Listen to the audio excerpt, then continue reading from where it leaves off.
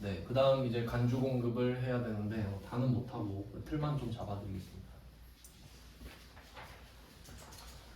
간주 공급 하려면 이걸 알아야 되거든요. 그러니까 혹시 기억 안 나실까봐 리마인드 한 거고.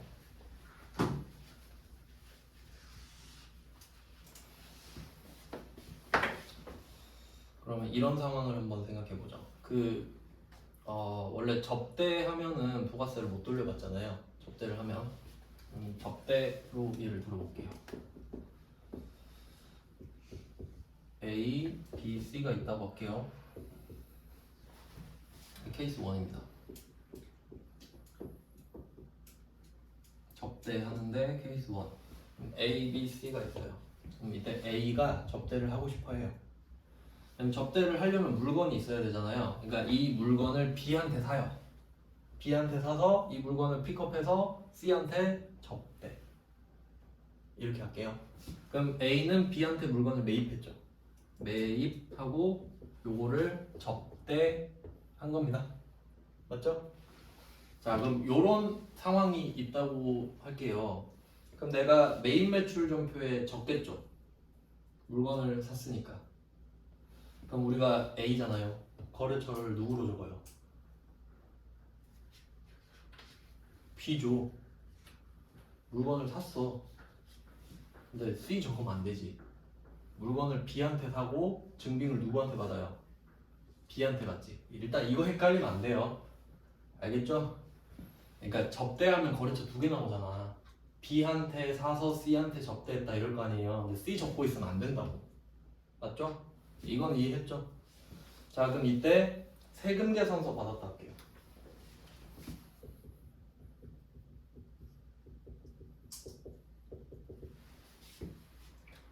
자, 여기까지 이해됐죠? 접대하려고 샀어. 네, 세금 계산서 받은 거예요. 그럼 여기에는 이미 부가세가 있단 소리죠. 그리고 접대할 거니까 이건 불공당첨이잖아요. 아, 이거는 불공이겠구나 이렇게 해석이 됩니다. 자, 그 다음에 금액. 요게 300만 원짜리 할게요. 300만 원. 그럼 이거 살 때 300만 원, 부가세 30만 원 이렇게 돼 있겠죠. 그러면 B가 A한테 판 거잖아요. 그러면 혹시 B는 이 물건을 저 A가 사가는데 이걸 접대를 할 건지 안 할 건지 알아요? 알아도 상관도 없지. 네가 접대를 하든 말든 달라고 그냥 준다. 그러니까 그냥 준 거지. 달라고 하길래. 그럼 B는 그냥 부가세 30 내는 거죠. 자, 근데 이때 A는 이 30을 받고 싶겠죠? 받아요? 못 돌려받지. 공제받지 못할 매입세액이잖아요. 그러면 이 A는 30을 손해봐야 됩니다. 맞죠? 원래 물건을 330짜리를 사면 30을 보통 돌려받으니까. 그러면 이 접대비는 얼마죠? 330이죠. 접대비 330이잖아요. 30 못 돌려받으니까. 이해됐죠? 이게 했던 거야 우리 회계 1급 때. 그 다음 이제 케이스 2로 가자 이거죠. 자, 접대를 하는데 자, 이번에는 A가 없고요. B, C만 있어요.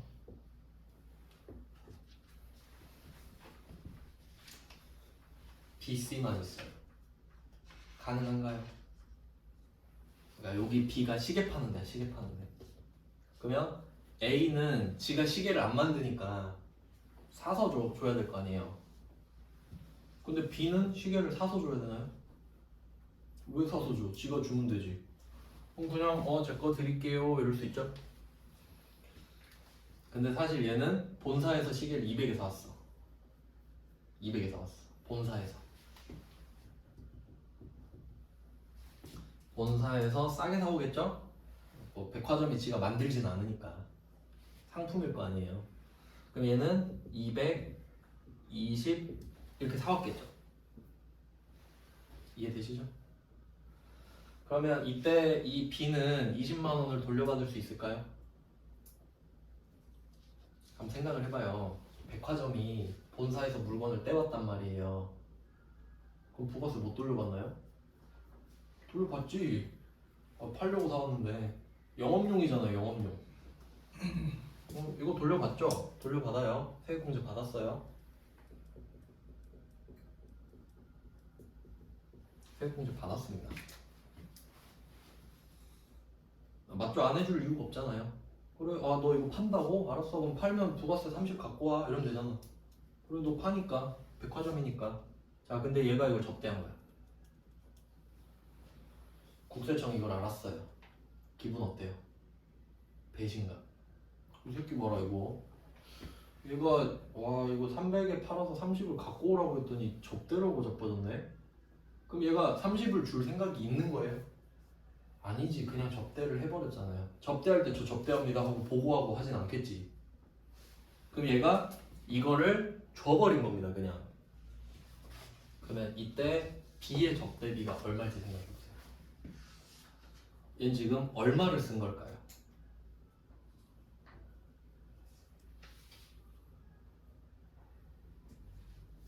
200만 원이요. 200만 원 썼잖아요. 왜? 220을 사와서 20 공제 받았죠. 그럼 이거 안 낸 거 아니에요. 근데 200짜리를 준 거 아니에요. 맞죠? 접대비 200 아닙니까? 근데 이렇게 끝나버리면 국세청이 병신입니까? 그럼 다 접대하면 되겠네? 부가세 내기 싫으면? 아, 부가세 낼 바에 접대해버리지 뭐. 그냥 다 뿌려. 좋겠네요, 그러면. 그러면 이 A는 개호구 되는 거 아니에요? 와, 난 부가세 내고 못 돌려받았는데 G는 막 줘버리네?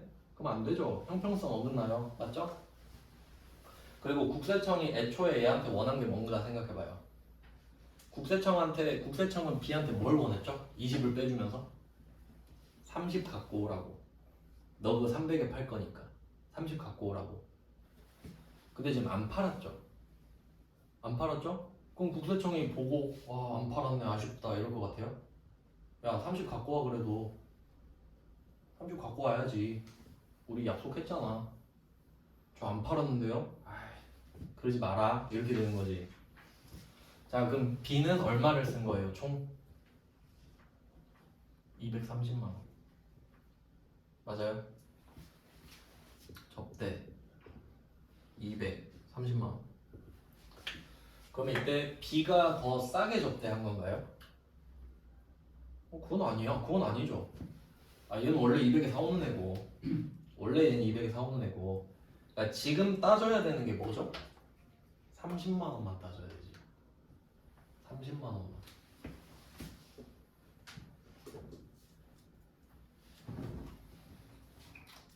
맞죠? 그럼 사이좋게 30만 원씩 손해 본 거 맞나요? 맞죠? 그러면 지금 접대 케이스 2개 있는 거 이해되시죠? 내가 A일 수도 있고 B일 수도 있겠구나. 그럼 A는 매입을 해야 되죠. 반드시 매입을 해야 되잖아요, A는. 그러니까 샀을 때 부가세 낸 거를 안 돌려줘 버리는 거죠. 어차피 부가세 내는 걸 아니까. 그럼 안 돌려줄게 하면 손해를 봐요, 30을. 근데 얘는 부가세를 낸 적이 없잖아요. 그러니까 낸 걸 돌려받았잖아요. 그러니까 이걸 접대할 거라 생각했겠나? 모르니까 해준 거죠. 그럼 국세청은 여기서 배신감을 느끼는 거예요. 내가 세액공제도 해줬는데. 그럼 얘는 접대를 한 건데 판 건가요? 아니죠. 그럼 이거를 판 걸로 쳐요. 판 걸로 간주해버린다고. 그래서 간주 공급이라고 합니다. 그러니까 부가가치세법에서는 물건을 파는 걸 공급이라고 하거든요. 파는 걸 공급이라 그래요. 그럼 간주한다. 이거 간주가 되게 중요한 말인데 그 민법 공부를 하면서 알았는데요. 이런 게 있어요. A로 간주한다. 그 다음에 A로 추정한다. 뭐 이런 거 지문 볼 수 있죠. 그냥 뭐 살다 보면은 이런 말 볼 수 있잖아요. 자, 그럼 이게 무슨 뜻인지 알려드릴게요. 이거 알고 있으면 좀 좋거든요. A로 간주한다 라는 말은 얘는 A예요. A예요. 그러니까 예를 들어서 이런 거지. 저는 여러분이 복습을 안 하는 걸로 간주합니다 라고 하잖아요. 그럼 여러분은 복습을 안 하는 거예요. 실제 해도 상관없어요. 안 하는 거예요. 나는 그냥 안 하는 거야. 나한테는. 알겠죠? 그러니까 누가 저 복습했는데요 보세요. 그래도 아니에요. 안 한 거예요. 이거예요. 근데 만약에 A로 추정하잖아요. 증거를 갖고 오면 돌릴 수 있어요. 그러니까 만약에 제가 여러분 복습 안 하는 걸로 전 추정합니다 하잖아요. 그럼 일단은 안 한다고 생각을 하거든요. 근데 누가 와서 저 보세요. 동영상도 받고 복습 노트 보세요 했잖아요. 아 그럼 하신 거예요. 추정은 깨질 수 있어요. 그 강도 차이 아시겠죠? 그 의지가 보이시나요? 추정 공급이 아니죠. 간주 공급이죠. 그럼 그 말은 국세청의 의지가 느껴져야 돼요. 넌 판 거야. 팔았다고. 아 저 안 팔았는데 아니 판 거라니까. 난 관심이 없어. 넌 판 거니까 부가세 내놔. 이 뜻이에요. 간주 공급의 뜻이 뭐냐면 부가세 갖고 오라고. 이해되시죠? 이걸 하는 거예요. 그러니까 왜 이거를 공제받지 못할 매입세액을 하고 하는지 이해를 해볼게요. 이제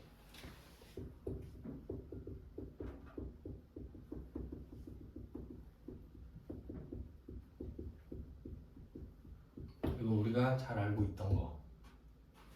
얘는 간주 공급이죠.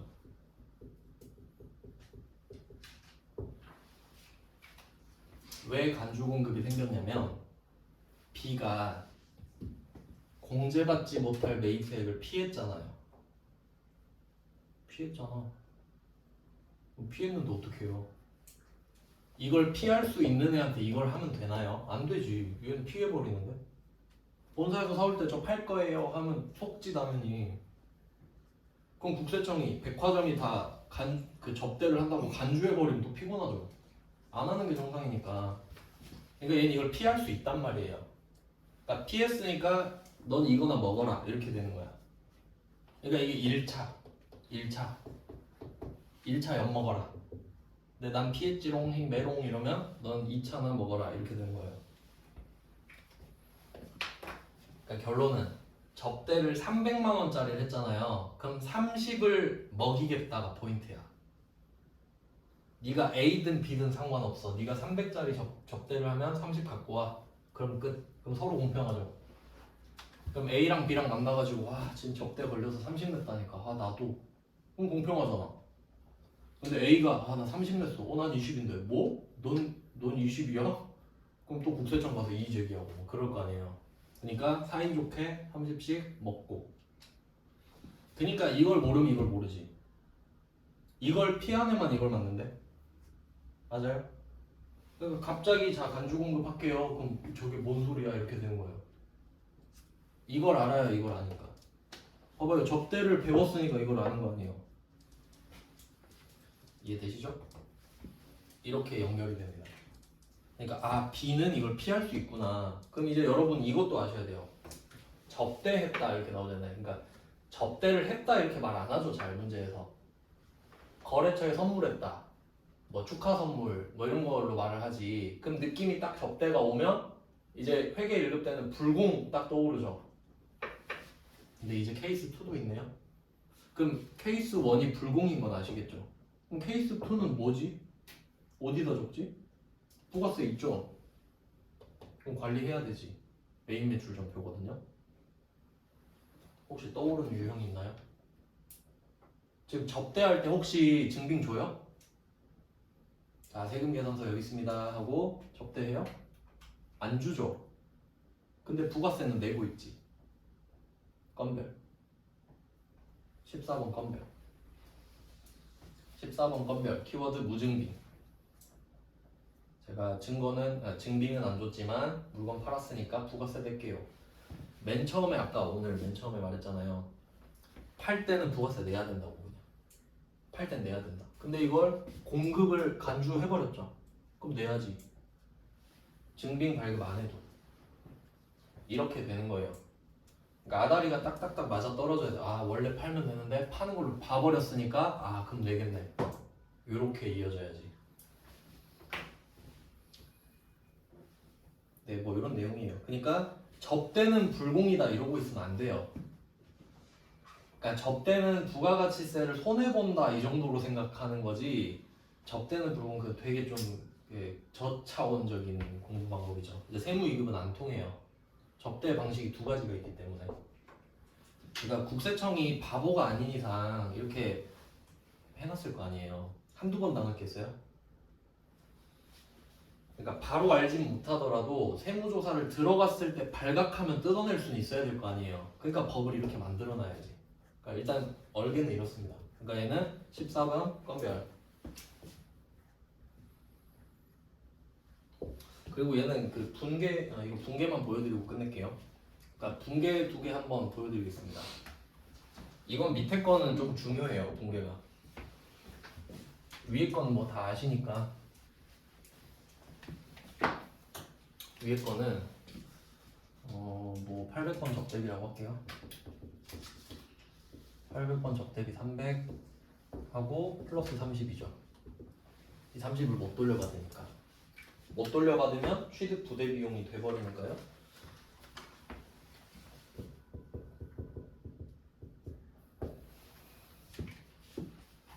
그리고 그 케이스 1이 불공인 이유는 세금 계산서를 받았기 때문입니다.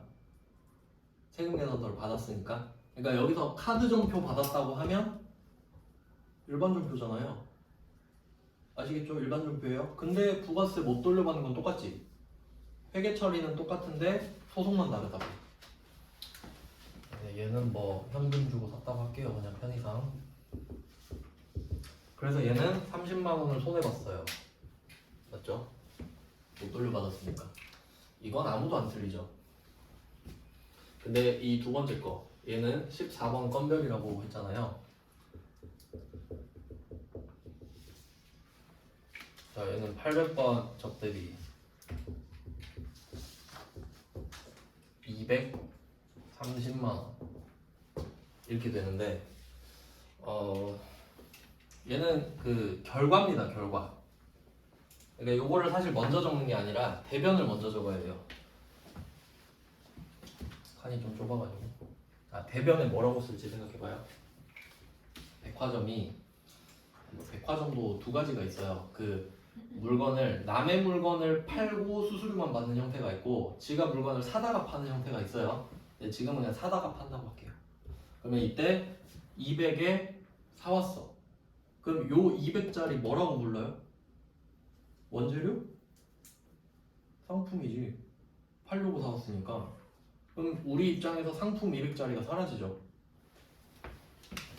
대변의 상품 200이잖아요. 상품이었으니까 갖고 올 때 20은 돌려받았으니까 없고. 자, 상품을 지금 줬죠. 접대를 했죠. 혹시 상품은 접대하려고 사오는 건가요? 아니죠. 상품은 매출하려고 사온 거죠. 상품은 상품 매출로 이어져야 되거든요. 근데 팔아야 되는데 못 팔았죠. 안 팔았죠. 이거 조교8입니다. 조교8. 타 계정으로 대체해. 팔아야 되는데 안 팔았다. 그러니까 상품이라는 계정 과목은 상품 매출이라는 계정 과목으로 대체돼야 되죠. 팔려야 된다는 소리잖아요. 근데 다른 접대비라는 계정 과목으로 대체됐죠. 그러니까 자기 가야 되는 계정 과목이 아니라 타 계정으로 대체됐다고. 팔린 게 아니라. 그러니까 타 계정이잖아요. 조교8. 이 문제가 중요한 이유 중에 얘도 있죠. 조교8을 안 써서 틀리는 사람도 있을 겁니다. 그러니까 이거 보고 이거 건별이네 하고 신나서 풀다가 조교8을 안 적어. 그럼 맞을까요? 틀렸겠죠. 정답이 아니면 오답이죠. 부분 점수는 잘 모르겠습니다. 출제자 아니어가지고. 그럼 얘는 800번 접대비 230인데 그럼 30은 어디서 났냐? 부가세 예수금. 부가세 예수금. 판 것처럼 되니까.